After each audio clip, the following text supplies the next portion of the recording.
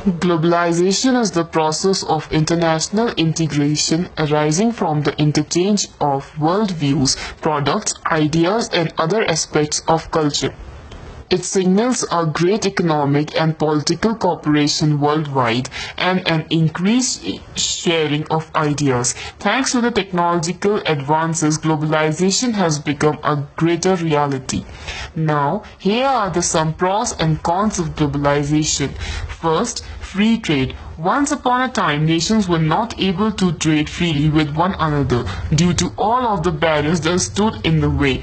Companies in varied nations across the world are now able to trade with another thanks to the reduction of restrictions on importing and exporting. Second, the consumer and economic benefits. The consumers are able to lower their costs and enjoy a much wider selection of products to choose from. Now that foreign companies can reach those who do not reside in their country, they are able to tap into markets that were not able to reach. Third, competition between countries drives price down. The companies have great access to more and more countries, which allows them to sell their goods and services to wholesale retailers all the world around. Fourth, gives other nations opportunity.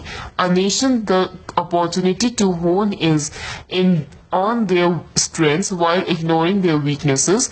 A country that is rich in oil but possesses a scarcity of suitable land farm is free to focus on exporting their plentiful oil supplies. Because they do not have to worry about the importation restrictions, they can easily purchase wholesale amount of fresh foods from another country. Fifth is labor can move freely. Workers can move freely from country to country with respect, ease, and make their skills and goods and services to the highest world level bidder. Countries no longer have to suffer with gaps in their labor structures. A nation that is struggling to produce doctors can simply import them from another country. Now, there is a list of some cons of globalization, though it is shocking, but there are some. So first is smaller countries suffer the most. While there is a variety of benefits, countries have struggled with certain globalization concepts. Certain nations benefit greatly from the current landscape as others suffer. Smaller, less developed countries do not typically benefit from the level playing field their globalization provides. Second, leaving developing countries behind. Economists have argued that developing countries are at increased risk of being left behind. Globalization encourages free trade, which does not provide developing nations with the protection that they need in order to grow. Next is inability to recoup investment. For countries that rely on public funding or their secondary educational system, this can be distrust.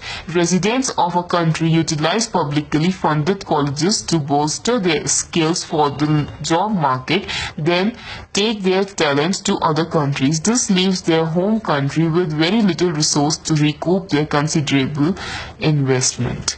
Now, the next is negative impact on environment.